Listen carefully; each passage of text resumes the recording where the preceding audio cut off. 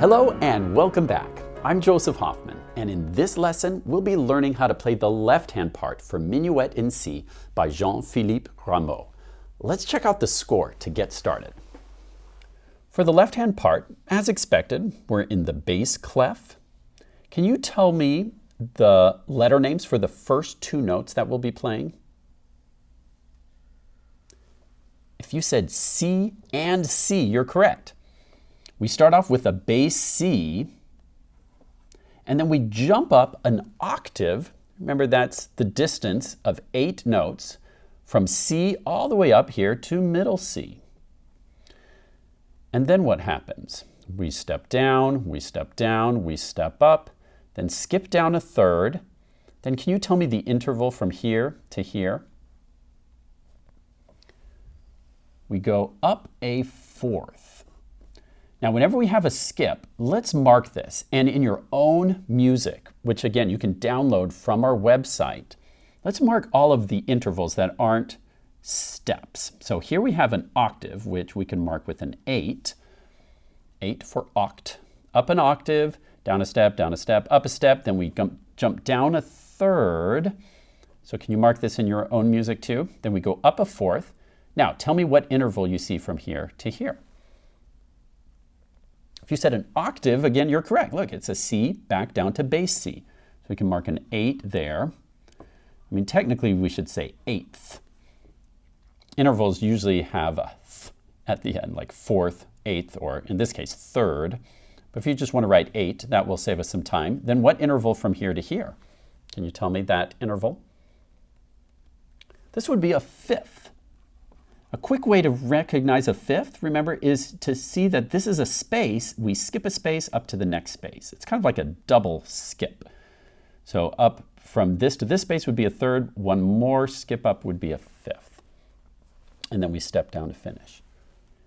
Now, for line 2, I'd like you to press pause. And again, in your own sheet music, can you figure out all the intervals and mark them? You'll notice this line is pretty nuts in the left hand. It's all skips, and there's some pretty big skips as well. So I'd like you to go through and mark, identify all the intervals on line 2 on your own, then press play, and I'll show you the correct answer.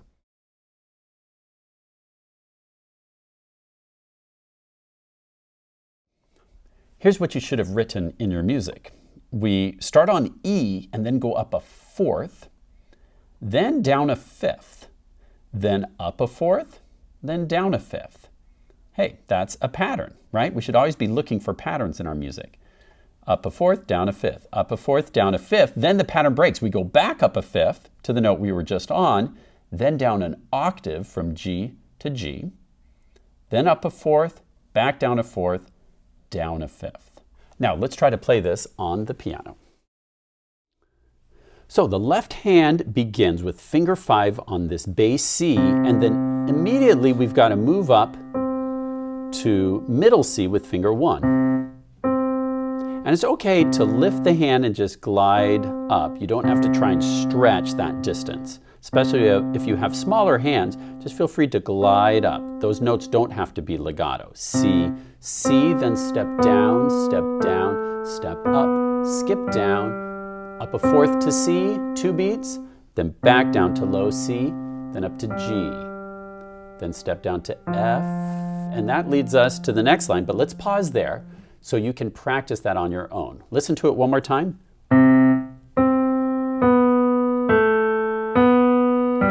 C2, 3, 1, 2, 3.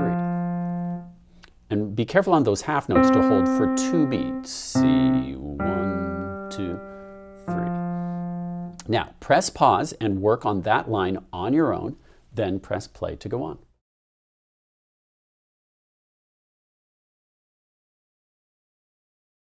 Good. Now, on line 2, we start with finger 3 on E, then we go up a fourth. Now, you'll notice my finger 1 naturally lands on G just a third above, so we actually have to slide over just a little bit to accommodate that fourth. From E up to A, then our finger 4 is already on D, and then finger 1 comes down to G. See that pattern? So we're going up a fourth, down a fifth, up a fourth. So it kind of makes this pattern of fourths. E, up a fourth, D, up a fourth. Now you try. Good, one more time. E, A, D, G. Then we come down a fifth to this C with finger 5, then back up a fifth to G. Now, I'd like you to press pause and just go that far from E to A, D to G, then C, G.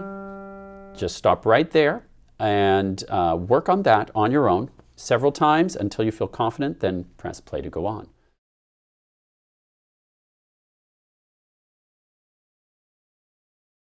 Now, in measure 7 here, again, we just played a C up to G, and then you'll recall that we have this octave jump down from G down to this low ground G.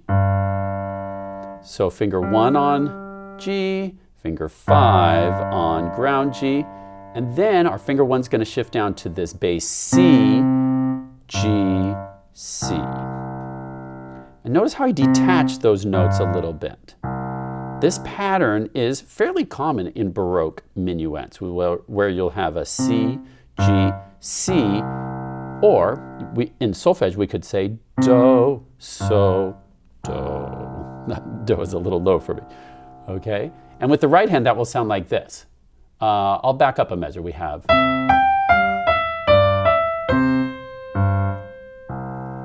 if you're playing that on the cello, you might do a slightly detached sound for that. And that's common in the Baroque, to give a little bit of space between those notes. Gives it a nice, stately, formal sound. Not staccato, just a little bit of separation between each note, like that. Okay, let's practice just this measure. Can you place finger 1 on bass C? Finger 2 is going to reach a little bit down to ground G, and then your finger 5 is going to come down to this low G. C, G, C. Try that with me. Go. C, G, C. And detach each note a little bit. To get that nice detached sound, you're just going to do a little lift in between each note. C, G, C. Okay, try that with me. Go. C, G, C. Let the hand float in between each note. G, C. That gives you a nice Baroque sound. Nice. Now, let's back up one measure. So now our finger 5 is on bass C, not this low C. But here's my middle C. We're on bass C, C, G to G. So we have C, G, G. Let's practice that measure a few times. Again, the fingering is very important. We're on finger 5 here to 1, then finger 5 glides down to ground G. Then back to C. Let's try it again. C, G, G. And then going to the next measure, we have our C, G, C. So in these two measures, we only use these notes, C and G, C and G. Watch it again. C, G, G, C, G, C. Now, I'd like you to press pause and work on those two measures with a slightly detached sound. Work on that on your own, then press play to go on.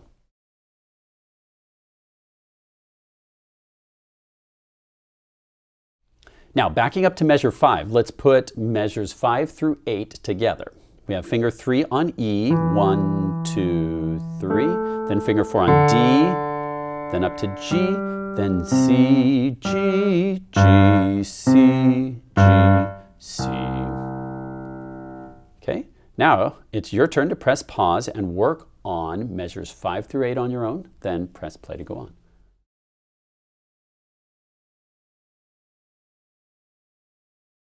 Now let's put the whole A section together. Back to measure 1, we have C, C, B, A, B, G, 1, 2, 3, 1, 2, 3, 1, 2, 3, 1, 2, 3, 1, 2, 3, 1, 2, 3.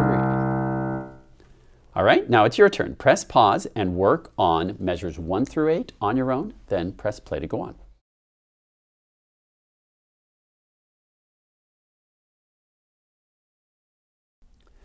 Now let's take a look at the B section, which begins here in measure 9. Taking a look at the left-hand part, tell me what you notice. You may notice that we have some F sharps popping up. Remember that last time we talked about how this helps us modulate into the key of G. Also, you might have noticed that the patterns, the intervals, are the same as our A section. Now, remember how in the A section we started with an octave up from C to C? Well, now we have an octave jump from G to G, then step down, just like we had before. Step up, down a third, up a fourth. All these intervals and patterns are the same as the A section, but modulated or transposed to the key of G. And if you look through, let's check every note. And these patterns also hold. Up a fourth, down a fifth, up a fourth, down a fifth. Remember that pattern from line 2? Then up a fifth, down an octave, up a fourth. Now here's where the pattern changes. This is why it's important to check every note. Sometimes you think a pattern's going to continue on forever, but it doesn't. The composer has something else in mind. So here we jump up an octave again from G to G. We switch to eighth note, step down, step down, step down. D, C, Al fine takes us back to the A section. So here in the B section, our finger 5 comes down to ground G. Then just like before, we come up an octave. And now we've got to watch out for these F sharps. We have G, G, F sharp, E, F sharp, D. Now, will you press pause and work on measures 9 through 10 on your own from G to G, F sharp, E, F sharp, D. Press pause to try that several times until you feel confident, then press play to go on.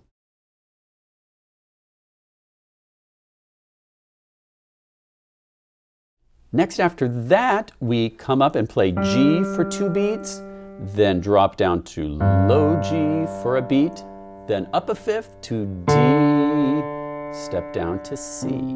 So watch that again. G, 2, G, D, C.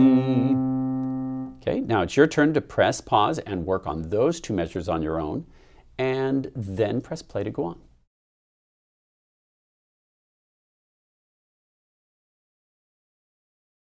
Now let's look at that entire line. This is measure 9 through 12. We have 1,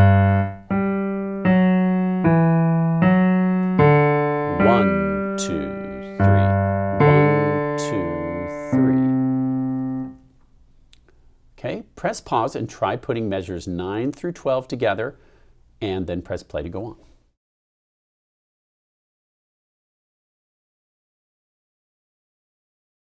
Next, here in measure 13, this is going to feel exactly like measures 5 through 8 felt, which was line 2 of the A section, except now, instead of starting on E, we're down here on B, but it's the same intervals. We go B, up a fourth, then down a fifth to A, up a fourth. So this time we have this fourth, then this fourth. Okay, try touching those notes with me. B and E, and then A and D. But of course, we're going to use a better fingering. We're going to use finger 3 up to finger 1, then finger 4 up to finger 1. Try that with me. Ready? Finger 3 on B, go. 1, 2, 3.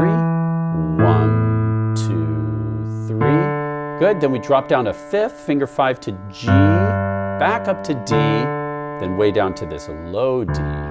Okay, so now we're going D, D, G. Now we're going to use a finger 2 this time.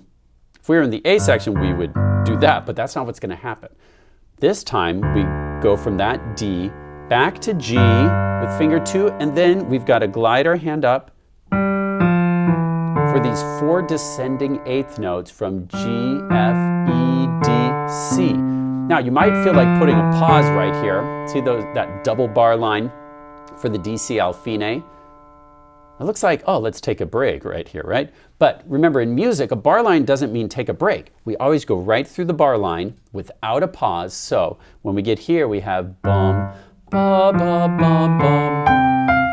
See how there was no pause? Those 4 eighth notes lead right into that C, which is beat 1 of the A section. So you've got to be ready to make that transition. Okay, let's listen to measure 13 left-hand part once. So we have 1, 2, 3, 1, 2, 3, G, D, D, G, up, bum, bum, bum, bum, beginning. So as you're practicing this line and you get to those eighth notes, don't stop there. Go ahead and play the first 2 notes of the A section so you get used to that transition. If in your practicing you stop at the end of the B section, which might be a logical place to stop, but the problem is then in your playing, you'll be used to taking a break there. So as you're practicing, go ahead and connect it to the first 2 notes of the A section so you get used to that transition, which is a really important moment. So press pause and work on measures 13 through the end of the B section, and then just start the first 2 notes back at the start of the A section for the DCL Fine. Press pause to try that on your own, then press play to go on.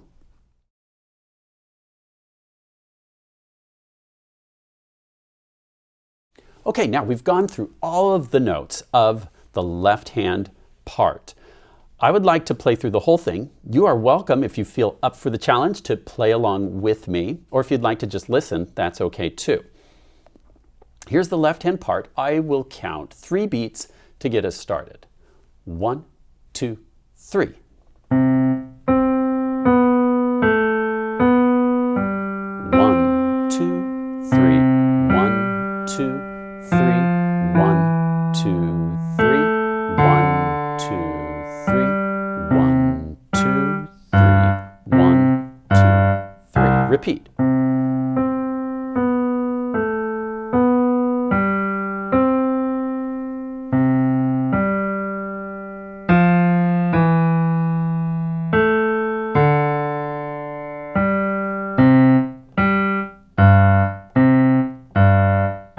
B section, piano.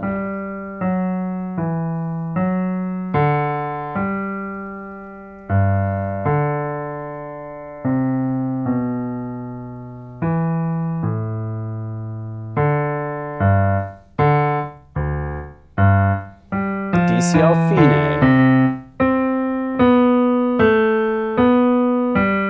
1, 2, 3. 1, 2, 3. 1, 2, 3. 1, 2, 3. A little detached.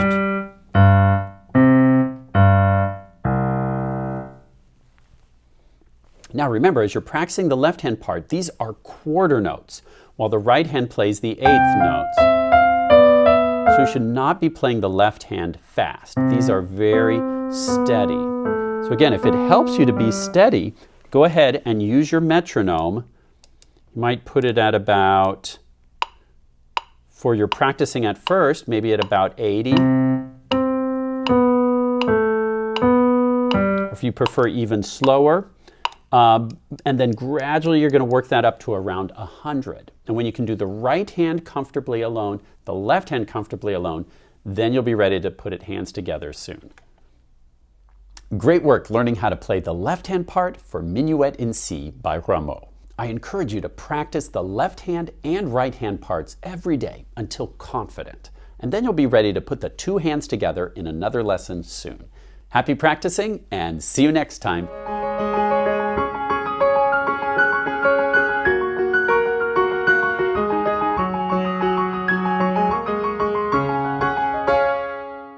Hey, Mr. Hoffman.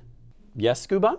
Well, if Jean-Philippe Rameau wrote this for harpsichord, wouldn't it be cool if we could actually hear what it sounds like on the harpsichord?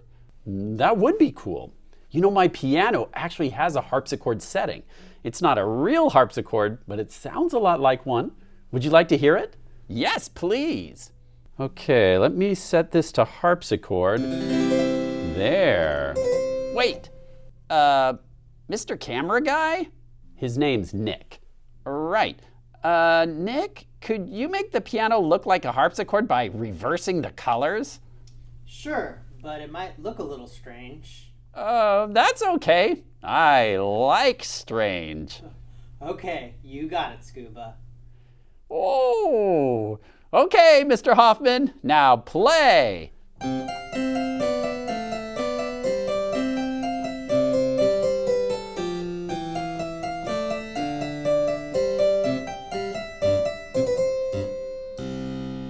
Lovely. What's going on? Why is my dress green? Why is the piano backward? It's not backward. It's just Baroque. I'm getting out of this crazy land. My brain feels Baroque.